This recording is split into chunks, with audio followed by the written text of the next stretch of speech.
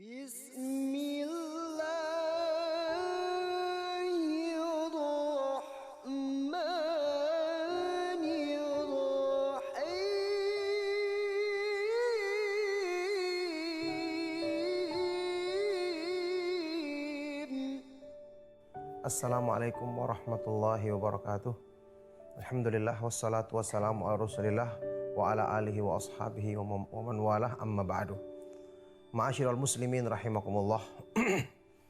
Masih dalam suasana Idul Adha, Idul Kurban.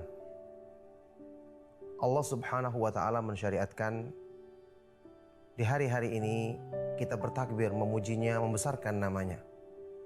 Atas limpahan nikmatnya mensyariatkan kepada kita ibadah yang agung yang semua bertujuan untuk kebaikan dan menyempurnakan ketakwaan kita kepada Allah subhanahu wa ta'ala.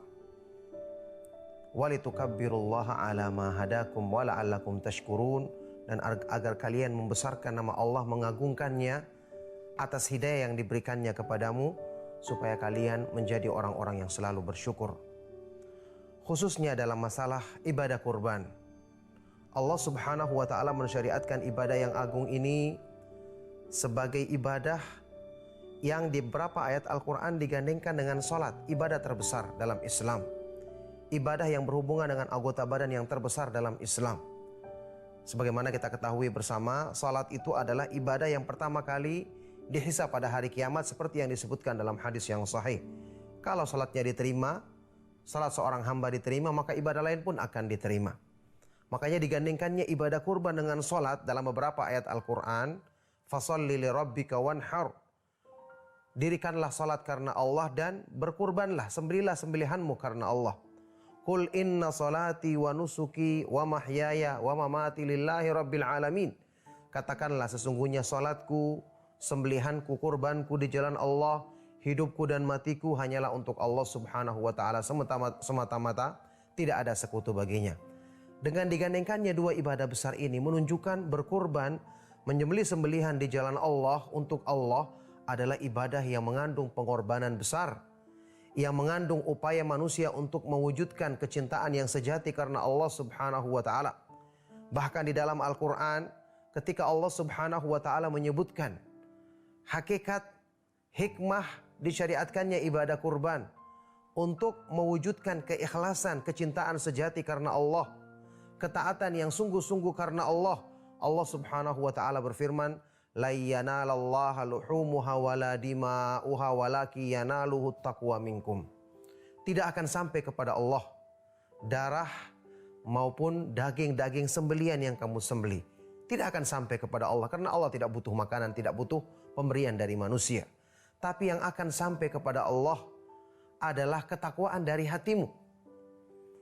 Ketakwaan dari hatimu. Di sini juga yang dimaksud dengan firman Allah subhanahu wa ta'ala di ayat yang lain dalam surat Al-Hajj. Dzalika wa may yu'azzim sya'airallahi fa innaha min taqwal qulub. Yang demikian itu, maka barang siapa yang mengagungkan syiar-syiar Allah, mengagungkan perintah Allah untuk menyembelih sembelihan di jalan Allah, maka itu timbulnya dari ketakwaan yang terdapat dalam hati. Oleh karena itu, ma'asyiral muslimin rahimakumullah, Allah memerintahkan kita berkurban bukan untuk menghabiskan harta kita, bukan untuk menghamburkan harta kita, bukan untuk menjadikan uang kita habis dengan menyembelih sembelihan kemudian kita bagi-bagikan kepada orang miskin, termasuk kita makan untuk diri kita sendiri. Tapi makna berkorban adalah mengorbankan apa yang paling berharga menurut kita dari urusan dunia dalam rangka mendahulukan kecintaan kepada Allah subhanahu wa ta'ala. Makna berkorban adalah berjuang menundukkan hawa nafsu di jalan Allah untuk membuktikan keikhlasan kita, kesungguhan kita untuk mendekatkan diri kepada Allah subhanahu wa ta'ala. Inilah hikmah terbesar disyariatkannya kurban. Menundukkan hawa nafsu di jalan Allah, mengorbankan segala sesuatu yang diinginkan oleh jiwa kita untuk mendahulukan kecintaan kepada Allah subhanahu wa ta'ala. Ini merupakan sifat utama hamba-hamba yang akan mendapatkan surganya. Allah subhanahu wa ta'ala berfirman, wa amma man khafa maqama rabbihi wa nahan nafsa anil hawa fa innal jannata hiyal ma'wa. Adapun orang-orang yang takut dengan kebesaran Allah dan menundukkan hawa nafsunya dari memperturutkan keinginannya, maka sungguh Allah subhanahu wa ta'ala jadikan surga sebagai tempat kembalinya. Maka mudah-mudahan dengan suasana berkurban yang masih kita rasakan saat ini, dengan salat Idul Adha yang kita laksanakan kemarin, dan juga berkurban yang masih kita rasakan kemeriahannya saat ini, membangkitkan semangat kita untuk selalu membuktikan kecintaan kita kepada Allah Subhanahu wa taala lebih daripada apapun yang ada di dunia ini. Inilah hikmah terbesar yang kita ambil. Semoga Allah Subhanahu wa taala menganugerahkan ketakwaan yang hakiki dalam hati kita. Semoga Allah Subhanahu wa taala senantiasa memudahkan taufiknya bagi kita untuk kita selalu menundukkan hawa nafsu kita di jalan Allah untuk meraih ketakwaan dan kesempurnaan iman di sisinya. Demikianlah kami cukupkan. Sallallahu wasallam wa barak ala nabiyyina Muhammad wa ala alihi wasahbihi ajma'in. Walhamdulillahi rabbil alamin. Wassalamualaikum warahmatullahi wabarakatuh.